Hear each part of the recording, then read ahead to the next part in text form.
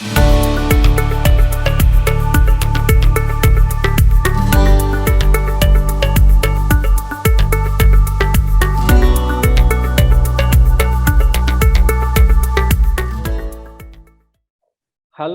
everybody. Happy New Year. Safe trips and calm waters, we say in the cruise industry. So safe trips and calm waters and health, let me add for everybody.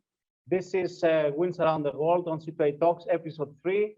And what a real pleasure today to have with me 3 distinguished guests.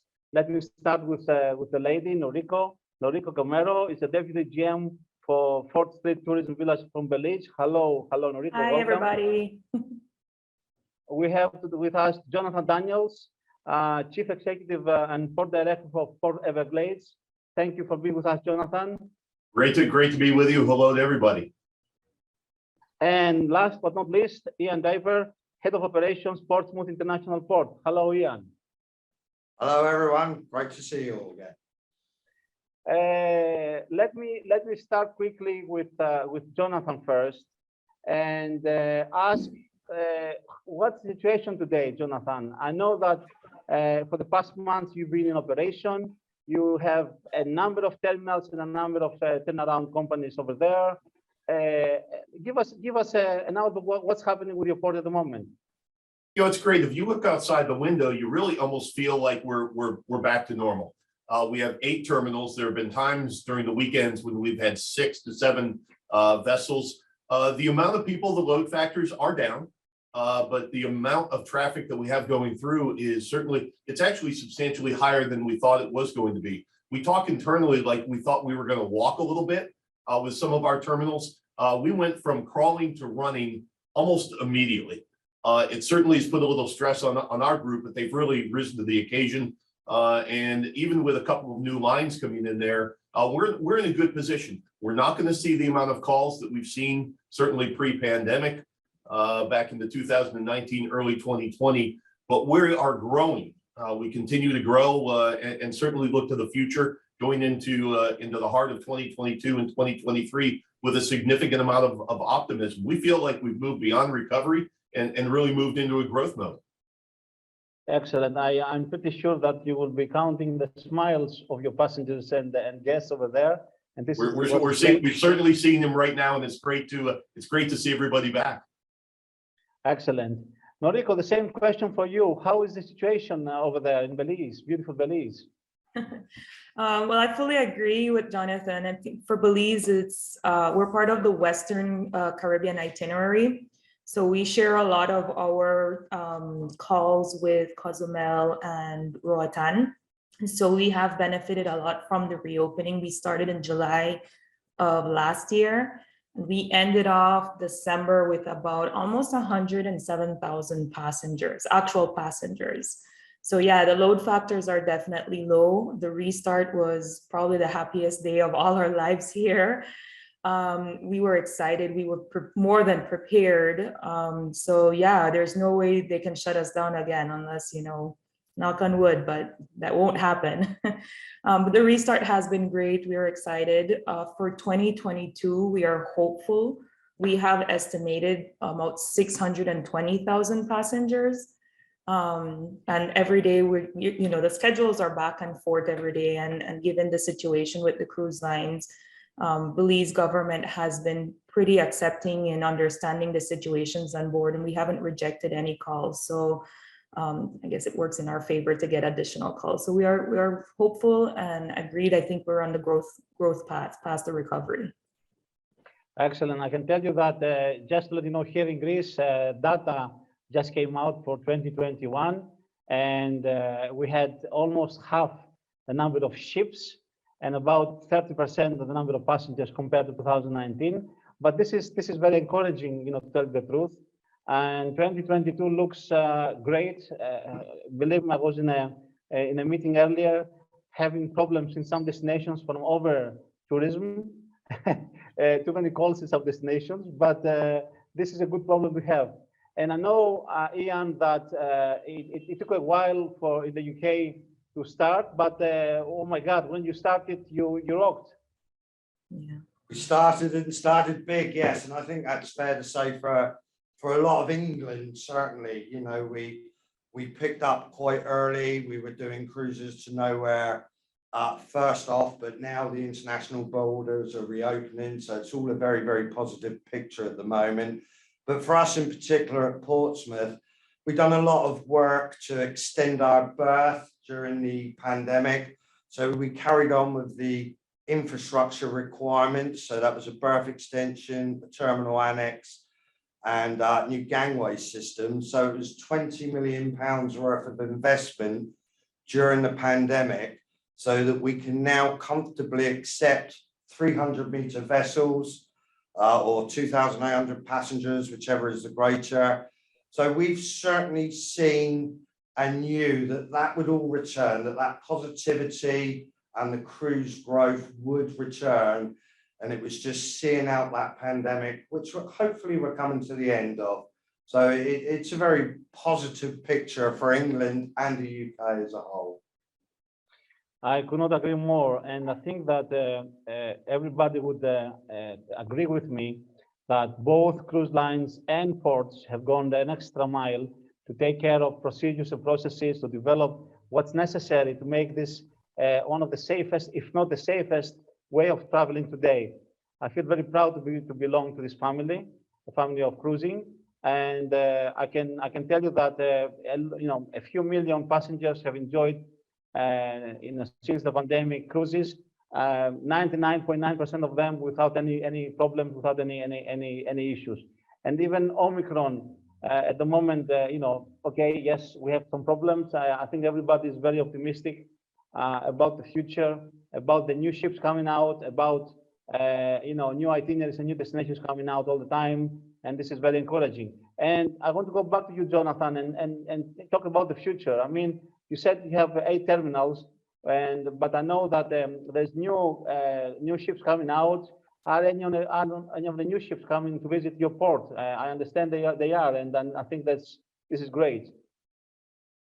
Yeah, we've had an exciting restart from the time from June 26th of last year when Celebrity Edge was the first vessel, the first revenue cruise to go out of a U.S. port. From that point, we have seen new vessel, new build after new build after new build. A lot of plaque exchanges, a lot of opportunities to welcome new vessels here for inaugural cruises. It's truly been an exciting time for us. But during the pandemic, we also, you know, we took advantage of that as well. Finished $120 million infrastructure development, a brand new parking garage for Terminals 2 and Terminals 4. We got new lines that have come in. Viking has recently moved and joined our cruise portfolio. We had the opportunity to renegotiate with Carnival, take back one of the terminals, and that allowed us the opportunity to be able to bring a brand new agreement in with Disney. We're seeing some of the larger vessels that are coming in as well. Wonder of the Seas will arrive here at the beginning of March. So we're seeing some of the luxury lines that are beginning to expand operations here. At the same time, we're seeing the largest vessels that are coming to the port. So it's an exciting time for us. I think a lot of people took a look at what was going on with the pandemic and thought it was going to be slow. I think we've been pretty fortunate is that we have a ferry operation, Balearia, that's actually run their operations since February of last year. So we've actually been up and going for about a year.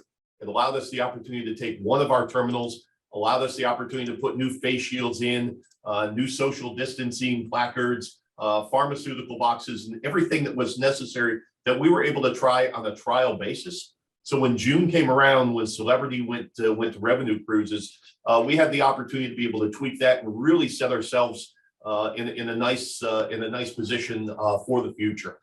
We are looking at, once we come out and go into 22 and 23, we're looking at surpassing where we were even pre-pandemic. So the future for Port Everglades is extremely strong. We're beginning to differentiate ourselves. We're seeing more of the luxury lines that are coming in, but ultimately the numbers that are returning and will continue to return. And we've gone from having 2 primary cruise corporations with us, both with Royal Caribbean Group and Carnival Corporation. We've now, as I said, added Disney and Viking. So we've been able to diversify within a very diversified portfolio. And I know you have an extreme record for one-day Yes. visitors in cruise ships. Please remind us, what was that? Absolutely. We moved nearly 55,000 passengers in a single weekend day. We tend to be some of the longer cruises, some of the 7-day, 14-day cruises. But there was a time not too long ago when we moved in excess of 55,000 passengers in a single day. So it's like moving a small city through our terminals. Something we're very proud of, and something that once this recovery kind of ends and we move back into full operation, that we should be back in the position where we're doing that really on a weekend by weekend basis. That's exciting. That's brilliant, and I wish you the sooner the better. Absolutely. Thank Noriko, you. I understand that in your destination, being a smaller destination, when cruises stopped, it affected the local community. But tell us, when cruises restarted this year, how was the local community took it? I mean, I suppose a lot of the jobs in the local businesses in the local area are affected, and cruises is an important part of the business. Yeah, I mean, the impact was I guess every country have their kind of shutdown and closure of the entire economy. Belize was no different. I mean, we went into full lockdown probably at the beginning of April of 2020. So it was kind of like, cruise stopped at like the 14th of March. And then by the beginning of April was kind of this surreal feeling of trying to think that maybe, in a month or two, this was going to come back to normal, never imagining the extent of this kind of, full lockdown meant for Belize. Belize is about a little bit over 40% of the GDP depended on tourism. So the reopening of probably the airport was the #1 priority for the government. So they did that like probably at the beginning of November. And during that entire time frame was just a lot of lobbying from the backgrounds between, there's 2 cruise ports in Belize, so us and Harvest Key, which is owned by Norwegian Cruise Lines in the south. And just trying to get the protocols and making sure that while the cruise lines were adapting and getting ready and the home ports were getting ready, that we were also ready in time for the reopening. On that day of July 7th, I can tell you it was a rejoice across the board. The amount of people that came back, the employment, tour captains, the tour guides, even as much as the pump attendants were saying, all the cars that used to come here to come and get gasoline, they didn't have that demand anymore. So it was across the board, definitely an impact on the economy to get them restarted. So we're happy. I mean, we're happy to have it. We don't want to go back, and we keep pushing forward for safety #1. Yes, I understand, and this is the same everywhere.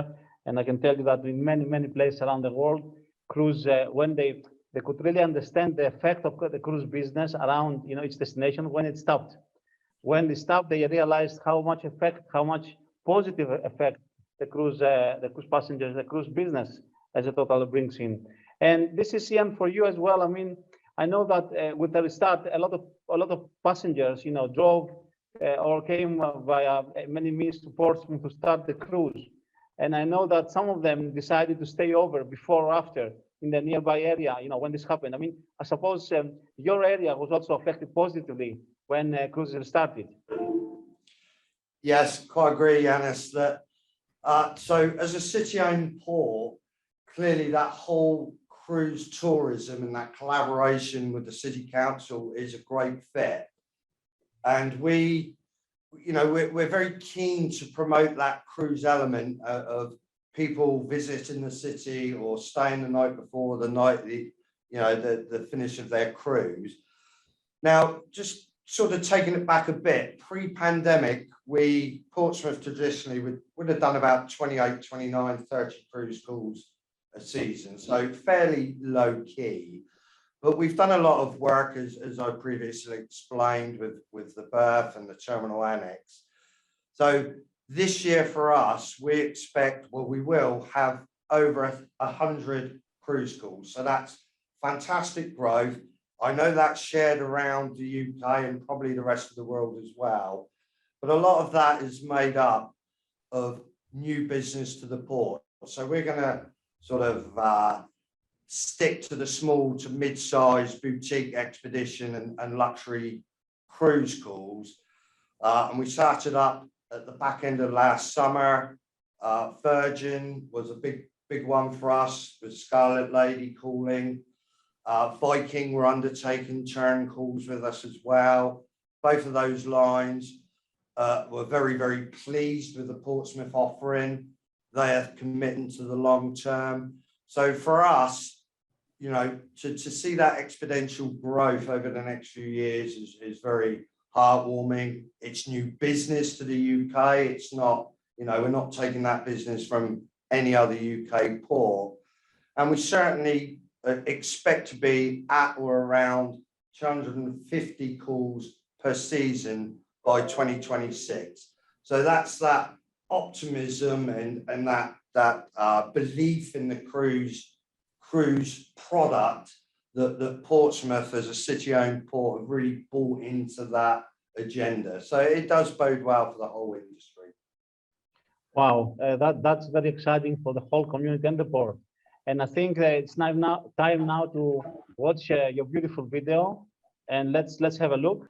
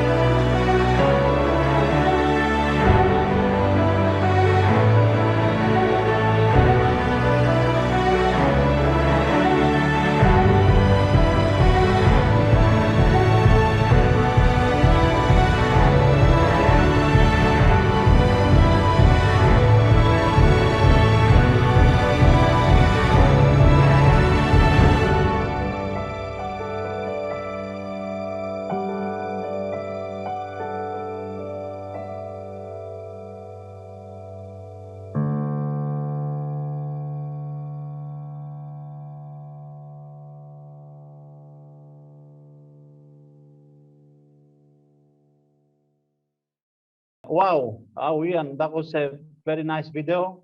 And I think that everybody will be looking forward to visit Portsmouth now. Being British, you know, or from, you know, from abroad, and have the opportunity to board one of the beautiful ships coming to Portsmouth, starting from Portsmouth, as you said, to travel along the beautiful coastline of the UK. I had the opportunity this last year to work with Orkney Islands, and I can tell you, I'm looking forward to, you know, to go back and see my friends up there, which they've also done some great work. So well done to them as well. But Jonathan, I know that you have also sent us a beautiful, beautiful video. Let's have a quick look and let's discuss it after. Great, thank you.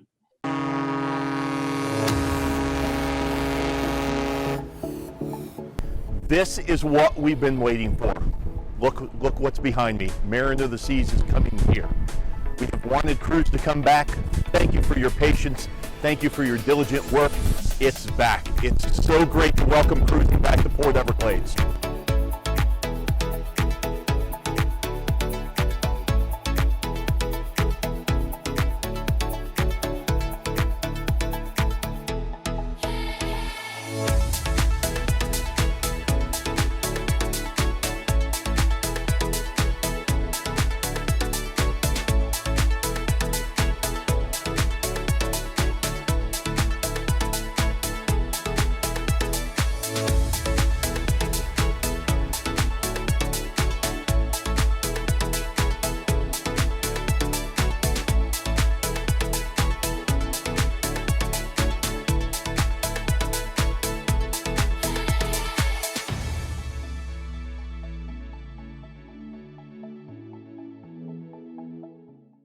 Oh, well, Jonathan, how how exciting, how beautiful video, and I know that also many people who are visiting the area to start the cruise are staying behind either before or after for a few days, spending in the nearby area, and this is thus helping the local community and the local economy. I tell you what a great place for pre and post cruise. Our Visit Lauderdale group talks about everything and everybody under the sun. There's so much that we have to offer in Broward County in close proximity, whether it's near to the port or throughout Broward County, taking advantage of natural resources at the Everglades, spending a little time downtown on Los Olas, doing a little shopping, taking advantage of the culinary delights that Fort Lauderdale and Broward County are known for. So we certainly welcome you to be able to come in. And the proximity of Fort Lauderdale Hollywood Airport to our facility really makes it easy. You can really be from 10 minutes from terminal to terminal, or why don't you come in for a couple days pre or spend some time post. There's so much that Broward County has to offer. We invite everybody to come in and spend a little time and get to know South Florida a little bit more than just as a jumping off point for one of our cruises. So if I'm to ask you, give me your top 3 picks, what makes your destination so exciting? What would it be? Oh my gosh, it's mid-January and it's in the upper 70s, almost 80 degrees. So the year-round incredible weather that we have. The fact that we are a destination that really appeals to everybody. Everybody knows ultimately the beaches that we have. Certainly, those are absolutely world-class. And again, I think the natural resources of the Everglades really allows us the opportunity, throw in there some shopping, and you've got a world-class destination. And when you also consider that we are the yachting capital of the world, those people that want to come out, maybe do a little bit of a charter pre and post, there's so much that Broward County has to offer. I want to do some fishing, so when I'll come, we will go together. We'll make sure whether it's off of our docks or we'll get you a little bit. And on top of that, we'd love anybody that comes down to bring their golf clubs. Some of the great golf courses in the world are in South Florida. Excellent. Before I ask the same question for you, Noriko, let's watch your video. Sure. Definitely come and visit. It's a beautiful, beautiful place, and I want to come back as soon as possible. It's definitely something we'd want to do again. The safety of our cruise visitors and stakeholders is paramount to the Belize Tourism Board and the Belize Cruise Task Force. Protocols in place help to protect Belizeans and guarantee the safety of visitors from the moment they set foot on shore. A cruise ship visitor must be fully vaccinated or have a negative COVID-19 test result in order to come on shore and wear a mask at all times. Our local tour guides offer fresh masks and sanitizers to cruise visitors before continuing on their adventure. All right, good morning. Good morning. Very good, very good. My name is David. I'm going to be one of your tour guides for today. Hello. Now, protocols in the country of Belize. Every so often, getting off the bus or on the bus, we sanitize, all right?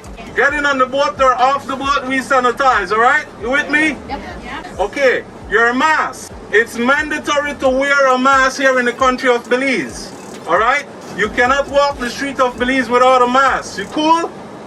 Cool. All right, very good, very good.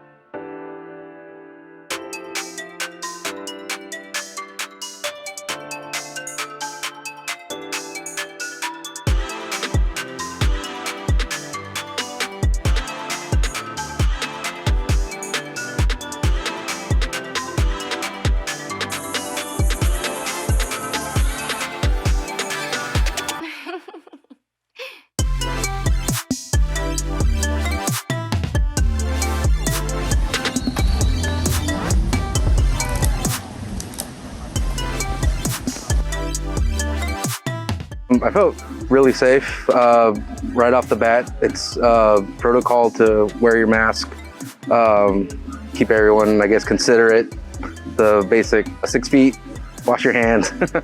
But yeah, the whole trip here, everybody was good. Everybody was really good about it. It's pretty enforced, it's strict.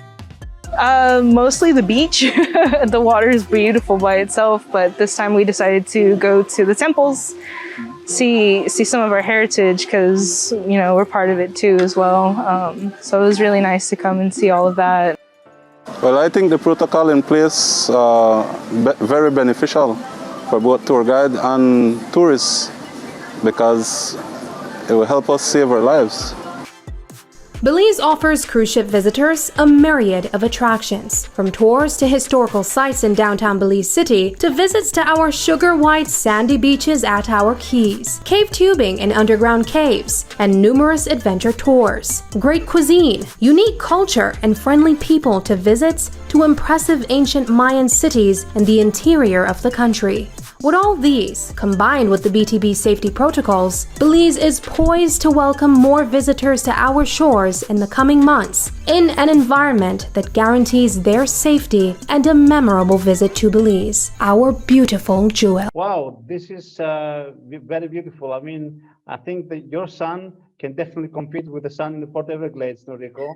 But can you also tell us, you know, if I ask you, what is your top 3 picks of your destination you're going to want to share with our audience? Yeah, I mean, Belize has so much to offer. We're not only a melting pot of cultures. One of the, you know, the things that we're most known for is just the friendliness of our people. We have the 2nd largest barrier reef in the world. So snorkeling, diving is, you know, I always say it's kind of like being under the world with Nemo. And the 3rd thing that we have that's you know very unique to Belize is we have some really large Mayan archaeological sites that we can still climb. So you know Belize is just you know has everything in one, and it's all natural. It's nature. It's open. We have you know it's just an amazing experience. You can get all of it in the span of a day. And I hear the food is pretty good as well.